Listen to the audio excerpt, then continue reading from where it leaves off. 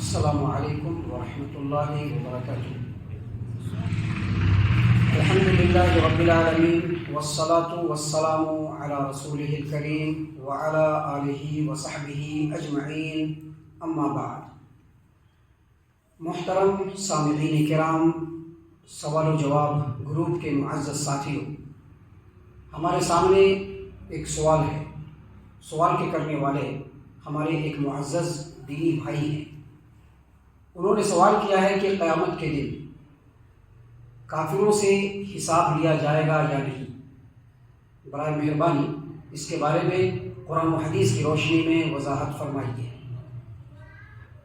ہمارے معزز دینی بھائی جناب سوال کے کرنے والے، سوال و جواب گروپ کے معزز ممبران اور اس جواب کے سننے والے تمام سامعین کرام، قیامت کے دن کافروں سے حساب لیا جائے گا یا نہیں، اس کے بارے میں علماء کرام کے درمیان اختلاف ہے۔ بعض علماء کرام کا کہنا ہے کہ قیامت کے دن کافروں سے بھی حساب لیا جائے گا، جبکہ بعض لوگوں کا کہنا ہے کہ نہیں، کافروں کے اعمال کی کوئی گنتی نہیں ہے، کوئی نیکیاں ان کی قابل قبول نہیں ہے، ان کے اعمال رائگاں، برباد اور باطل ہے، لہذا ان سے حساب کتاب نہیں لیا جائے گا۔ لیکن اس سلسلے میں سب سے درست بات اور سب سے زیادہ صحیح رائے یہ ہے کہ قیامت کے دن کافروں سے بھی حساب لیا جائے گا، کافروں سے بھی حساب لیا جائے گا۔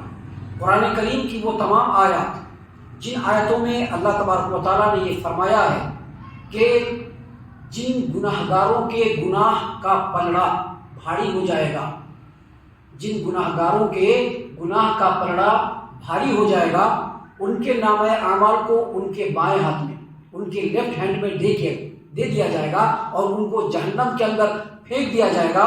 یہ تمام آیتیں اس بات کی دلیل ہے کہ دنیا کے تمام انسانوں سے حساب کتاب لیا جائے گا، کافروں سے بھی حساب کتاب لیا جائے گا۔ لیکن یہاں پر ایک سوال پیدا ہوتا ہے، ایک اشکال ہے، ایک سوال پیدا ہوتا ہے کہ کافروں کے تمام اعمال تو رائگاں ہے، برباد ہے، باطل ہے، پھر ان کے اعمال کو وزن کرنے یا ان سے حساب کتاب لینے کا کیا فائدہ؟ تو اس سوال کا جواب ہم چند پوائنٹس کی شکل میں آپ کے سامنے پیش کرتے ہیں، جس سے یہ بات بالکل کلیئر ہو جائے گی، دودھ کا دودھ اور پانی کا پانی ہو جائے گا، یہ بات بالکل واضح ہو جائے گی کہ کافروں سے بھی حساب لیا جائے گا۔ پوائنٹ نمبر 1، جن کافروں کو جہنم کے اندر ڈالا جائے گا۔ کیوں ڈالا جائے گا؟ تاکہ وہ ہمیشہ جہنم کے اندر ہے۔ کافروں کو تو اسی لیے جہنم کے اندر ڈالا جائے گا، لہذا ان کے اوپر حجت قائم ہو جائے، ان کے اوپر حجت قائم ہو جائے اور کوئی عذر باقی نہ رہے، اور سارے لوگوں کے سامنے یہ بات واضح ہو جائے کہ اگر اللہ تبارک و تعالیٰ نے کسی کے بارے میں یہ فیصلہ کیا ہے کہ اس کو ہمیشہ جہنم کی آگ میں جلنا ہے، ابدی طور پر جہنم کا ایندھن بن کر کے جن کو رہنا ہے، ان کے بارے میں جو اللہ تبارک و تعالیٰ کا فیصلہ ہے وہ کسی شک و شبہے کی بنیاد پر نہیں، ظلم پر مشتمل نہیں ہے، بلکہ عدل و انصاف پر مبنی اللہ تبارک و تعالیٰ کا فیصلہ ہے۔ تمام لوگوں کے سامنے یہ بات واضح ہو جائے، کسی کے پاس کوئی عذر باقی نہ رہے، کسی کے پاس کوئی عذر باقی نہ رہے۔ دیکھیے، اس سلسلے میں امام قرطبی رحمہ اللہ اپنی کتاب التذکرہ پیج نمبر 255 پہ بیان فرماتے ہیں کہ اللہ تبارک و تعالیٰ قیامت کے دن تمام انسانوں کے اوپر حجت قائم کرنے کی غرض سے کہ کسی کے پاس کوئی عذر، کوئی بہانہ نہ رہے کہ ہم پر ظلم ہو گیا، اللہ تبارک و تعالیٰ ہر ایک کا حساب لے گا، ہر ایک سے باز پوچھ کرے گا۔ Point number 1۔ پوائنٹ نمبر 2، کس کافر کو، گنہگار کو کس درجے میں بھیجنا ہے، اس چیز کو مقرر اور متعین کرنے کے لیے بھی اللہ تبارک و تعالیٰ کافروں سے بھی حساب لے گا۔ یہ بات قرآن و حدیث سے بالکل ثابت ہے کہ جہنم کے مختلف درجات ہیں، جہنم کے مختلف درجے ہیں، اور ان درجوں کے اندر جو گنہگار ہوں گے ان کے گناہ کے مطابق ان کے اوپر کم یا زیادہ عذاب دیا جائے گا۔ اللہ تبارک و تعالیٰ نے قرآن کریم میں اس بات کو واضح طور پر فرمایا ہے کہ جو منافقین ہوں گے وہ جہنم کے سب سے نچلے درجے میں ہوں گے۔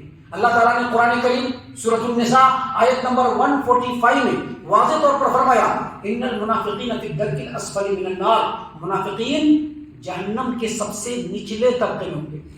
کون منافق؟ جو مسلمان تو کہتا ہوگا لیکن اصل میں وہ منافق ہوگا، اللہ نے اس کے بارے میں کیا فرمایا؟ جہنم کے سب سے نچلے طبقے میں ہوں گے۔ اور حدیث سے یہ ثابت ہے، صحیح مسلم کتاب الایمان باب احون اہل النار عذابا، حدیث نمبر 212، اللہ کے رسول صلی اللہ علیہ وسلم کے چچا ابو طالب، اللہ کے رسول صلی اللہ علیہ وسلم کے چچا ابو طالب ایمان نہیں لائے تھے، ایمان نہیں لائے تھے، کافر تھے، مر گئے، کفر پہ ہی مر گئے۔ قیامت کے دن سب سے ہلکا عذاب جہنم کے اندر ابو طالب پر ہی ہوگا۔ آگ کی دو جوتیاں ان کو پہنائی جائیں گی اور اس کی وجہ سے ان کے سر کا جو دماغ ہوگا وہ کھول رہا ہوگا، بھیجا کھول رہا ہوگا، یہ سب سے ہلکا عذاب ہوگا۔ تو جب جہنم کے اندر مختلف درجے ہیں، کسی کو بہت زیادہ عذاب ہوگا، کسی کو کم عذاب ہوگا، لہذا کافروں سے بھی حساب لیا جائے گا۔ حافظ ابن تیمیہ رحمہ اللہ اپنی کتاب مجموع الفتاوی میں لکھتے ہیں کہ جس کافر و مشرک کا گناہ بہت زیادہ ہوگا، اس کو عذاب اس کافر و مشرک سے زیادہ ملے گا جس کا گناہ کم ہوگا۔ اب زیادہ گناہ کم گناہ کیوں ہوگا؟ کیسے معلوم چلے گا؟ حساب کتاب ہوگا تب معلوم چلے گا۔ لہذا اسے یہ پتا چلا کہ قیامت کے دن کافروں سے بھی حساب کتاب لیا جائے گا۔ پوائنٹ نمبر 3، کافروں کے کفر، ان کے شرک اور ان کے گناہ کے اوپر ان کی سرزنش اور ان کی جزر و توبیخ کرنے کی خاطر اور مخلوقات کے سامنے ان لوگوں کی ذلت و رسوائی کرنے کی وجہ سے اللہ تبارک و تعالیٰ ان سے حساب لے گا۔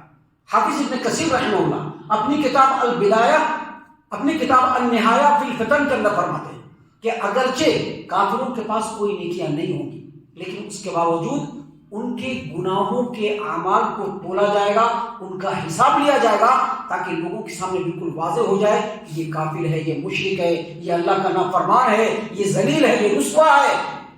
مخلوقات کے سامنے اس کی ذلت و رسوائی ہو، اس لیے اس کا حساب لیا جائے گا۔ اور چوتھا جو آخری پوائنٹ ہم آپ کے سامنے پیش کرنا چاہتے ہیں وہ یہ کہ جس طرح سے ہم مکلف ہیں، ہم ذمہ دار ہیں اللہ کے یہاں جواب دینے کے لیے، آپ لوگ بھی ذمہ دار ہیں، میری بات جو لوگ سن رہے ہیں وہ سارے کے سارے ذمہ دار ہیں، ہے کہ نہیں؟ اسی طرح سے کافر لوگ بھی مکلف ہیں اللہ تبارک و تعالیٰ کی بارگاہ میں جواب دہی کے لیے۔ کافر، یہ بات معلوم ہے کہ کافر اس بات کا مکلف ہے، اس بات کا ذمہ دار ہے کہ وہ اپنے کفر کو چھوڑے، اسلام کو قبول کرے۔ کافر اس بات کا مکلف ہے، اس بات کا ذمہ دار ہے کہ وہ اسلام کو قبول کر کے نمازوں کو قائم کرے۔ وہ اس بات کا مکلف ہے، اس بات کا ذمہ دار ہے کہ وہ اللہ تبارک و تعالیٰ کی اطاعت و فرما برداری کرے۔ اب اس نے یہ کام نہیں کیا تو اس کا حساب قیامت کے دن اللہ کے بارگاہ میں ہوگا۔ ان تمام باتوں کا خلاصہ یہ ہے کہ کافروں کا بھی حساب قیامت کے دن ہوگا، ان سے بھی حساب کتاب لیا جائے گا۔ ہم اللہ تعالیٰ سے دعا کرتے ہیں کہ اللہ تعالیٰ ہم تمام کو ان تمام باتوں کے اوپر خوب غور و فکر اور تدبر کرنے کے ساتھ ساتھ اللہ تبارک و تعالیٰ ہم تمام کو اسلام اور ایمان قبول کرنے کے ساتھ ساتھ ان کے تقاضوں کے اوپر عمل کرنے کی بھی توفیق عنایت فرمائے، آمین۔